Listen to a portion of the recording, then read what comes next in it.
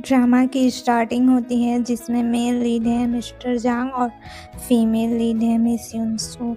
युनसू 22 साल की है और वो ग्रेजुएशन की पढ़ाई कर रही है। मिस युनसू और मिस्टर जांग की पहली मुलाकात एक कैफ़े में होती है। मिस्टर जांग एक कॉफ़ी के लिए ऑर्डर देते हैं और मिस युनसू को वहाँ से अपने रास्ते से हटने के लिए कहते हैं और फिर वो अपनी पसंद की कॉफ़ी बनाने के लिए बोलते हैं शेफ़ को। शेफ़ कॉफ़ी बनाता है जैसे कि मिस्टर जांग शेफ़ को बोलते हैं उनकी पसंद से बनाता है, लेकिन शेफ़ कुछ उसमें एक्स्ट्रा डाल देता है जिससे मिस्टर जांग को पसंद नहीं आती कॉफ़ी और वो लेने से मना कर देते हैं और उसी कॉफ़ी को फिर मिस युनसू ले लेती है और उनको कहती है कि इसके पैसे भी मैं ही दे दूँगी। अभी सीन शिफ्ट होता है जहाँ मिस्टर जांग प्रोफेसर मिस युनसू के नए प्रोफेसर हैं, ऐसा मिस युनसू को अपने क्लासरूम में पता चलता है जब वो पढ़ाने के लिए वहाँ पे आते हैं। सब स्टूडेंट उनकी बहुत तारीफ़ करते हैं कि वो एक बहुत ही इंटेलिजेंट टीचर हैं, वो मैथ्स के हमारे न्यू प्रोफेसर हैं और सब उनकी तारीफ़ करते हुए उनकी पिक्चर लेने लगते हैं।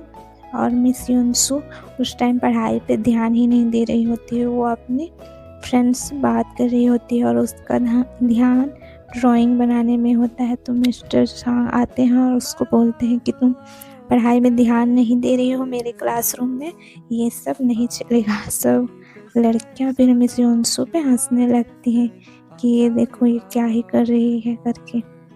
सीन शिफ्ट होता है जहाँ मिस युनसू अपनी दोस्त मिस गायू से अपने टीचर के बारे में बोल रही होती कि हमारे न्यू टीचर बहुत ही हैंडसम है लेकिन वो बहुत ही खड़ूस हैं, उन्होंने आज मुझे सबके सामने क्लासरूम में डांटा। फिर मिस गायू जो युनसू की फ्रेंड होती है वो कहती है कि अच्छा तो मुझे भी उनसे मिलना है, प्लीज़ मुझे भी मिलवा दो कभी अपने टीचर से। फिर मिस युनसू कहती है कि मुझे अपनी ड्रेस दे दो मुझे कल एक इंटरव्यू के लिए, लेकिन मिस युनसू का इंटरव्यू में सिलेक्शन नहीं होता क्योंकि वह अभी तक ग्रेजुएशन कंप्लीट नहीं की है। मिस युनसू फिर उदास हो जाती है और वो उदास होकर रहती है, लेकिन वहाँ पे उस कंपनी की एक मैम आती हैं जिसकी मिस युनसू हेल्प करती है और वो मैम खुश हो जाती है और मिस युनसू को कंपनी में सेलेक्ट कर देती है और उनको कहती है कि तुम्हारा सिलेक्शन हो गया है तो तुम कल कुछ डॉक्यूमेंट लेके आ जाना। और मिस युनसू खुश हो जाती है और उनको थैंक यू बोलती है और वो चली जाती है अपने घर में। और जब मिस युनसू सो रही होती है तभी उसका फ़ोन आता है उसकी दीदी का, जो कि बताती है कि हमने जो पैसे रखे हैं फ्यूचर में काम आने के लिए तो उसको हम कोई न्यू अपार्टमेंट ले लें।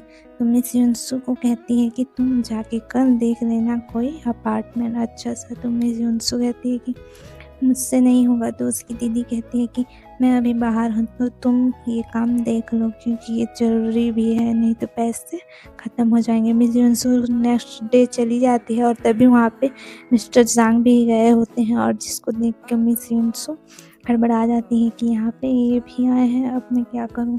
और मिस्टर जांग आते हैं और मिस युनसू को दे देते हैं कि ये लो तुम भी कर लो अपना काम जो भी करने यहाँ पे आई हो। और मिस युनसू चली जाती है वहाँ पे अपने एक भाई से मिलने जो कि अपार्टमेंट दिलाने में उसकी हेल्प करने वाला होता है और वो उसको विश्वास दिलाता है कि मैं तुम्हारे पैसे से एक अच्छा अपार्टमेंट भी दिलवा दूँगा और बजट में भी तुम्हारे दिलवा दूँगा।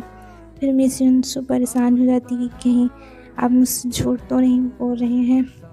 फिर उसके भाई बोलता है कि नहीं तुम सोच सकती हो लेकिन मैं जो भी कर रहा हूँ और तुम्हारे भले के लिए कर रहा हूँ। मिस युनसू फिर सोचती है कि उसके बचपन में जब उसका घर नहीं था तो कैसे उस पर चिल्लाया करते थे उसके मकान मालिक और उसके पापा बोलते थे कि फ्यूचर में हमारा भी एक अपार्टमेंट होगा। और फिर फ्लैशबैक ख़त्म हो जाता है और मिस युनसू उसकी बात मान लेती है और वो अपने पैसे इन्वेस्ट करने के लिए राज़ी हो जाती है। और मिस युनसू अपने फ्रेंड्स के यहाँ जाती है और उनको बताती है कि मैंने न्यू अपार्टमेंट ले लिया और उसके फ्रेंड्स भी बताते हैं कि मुझे एक जॉब मिल गई। मिस गाँव से बोलती है कि मैंने भी स्कॉलरशिप ले लिया है।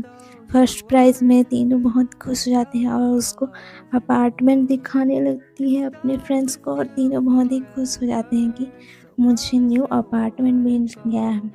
और फिर तीनों खुश हो जाते हैं और कहते हैं, मिस युनसो से कहती है चलो आज हम पार्टी करते हैं।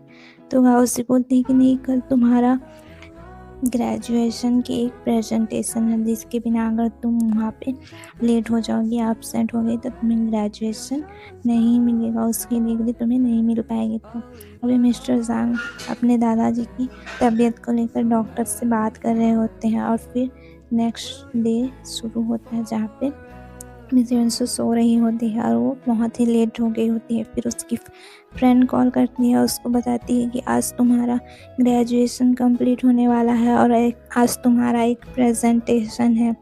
फिर वो सोचती है कि अरे हाँ, आज तो मेरा प्रेजेंटेशन है, मुझे जल्दी जाना चाहिए। और फिर वो फटाफट तैयार हो जाती है और चली जाती है सीधा अपने कॉलेज।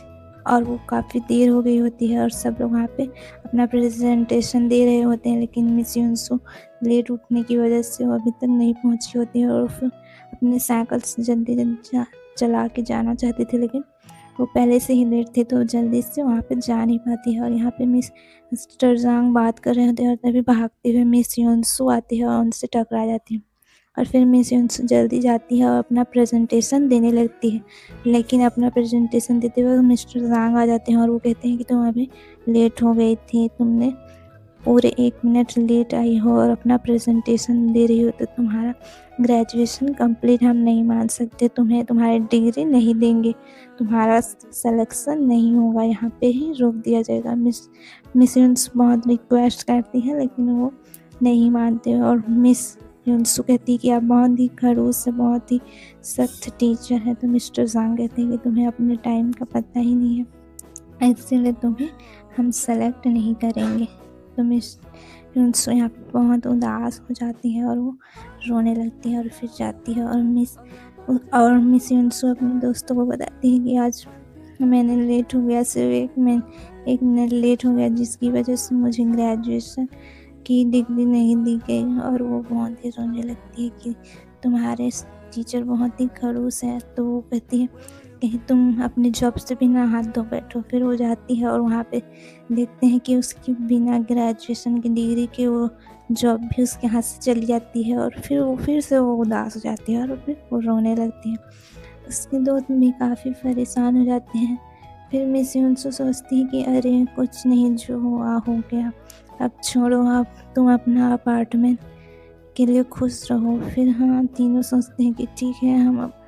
फिर मिस युनसो चली जाती है अपने न्यू अपार्टमेंट देखने के लिए और वहाँ पे जाती है जहाँ पे पहले से गार्ड वहाँ पे रहता है और फिर वो एक कार्ड दिखा के अंदर चली जाती है अपने अपार्टमेंट को देखने के लिए। और वो अपने अपार्टमेंट को ढूंढते ढूंढते जाती है जहाँ पे उससे अपना अपार्टमेंट मिल जाता है। वो बहुत ही खुश होती है कि आज मैं अपने अपार्टमेंट को देखने जा रही हूँ।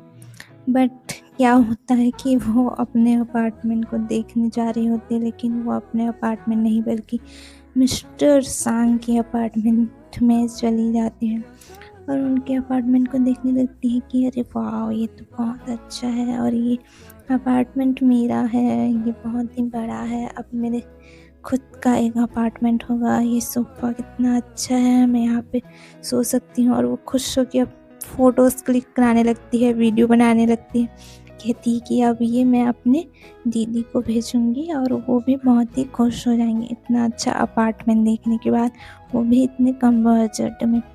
और वो घर को देखते हुए जा रही होती है, देख रही होती है और तभी मिस्टर ज़ांग आ जाते हैं और फिर वो चौंक जाती है कि मिस्टर ज़ांग आप। और मिस्टर ज़ांग बोल देंगे अरे तुम यहाँ पे कैसे, और वो गलती से पिक्चर्स क्लिक कर रही होती है और डिलीट करने के लिए मिस्टर ज़ांग बोलते हैं। तो आपको कैसी लगी वीडियो, सब्सक्राइब करो। नेक्स्ट वीडियो में देखते हैं कि क्या होने वाला है।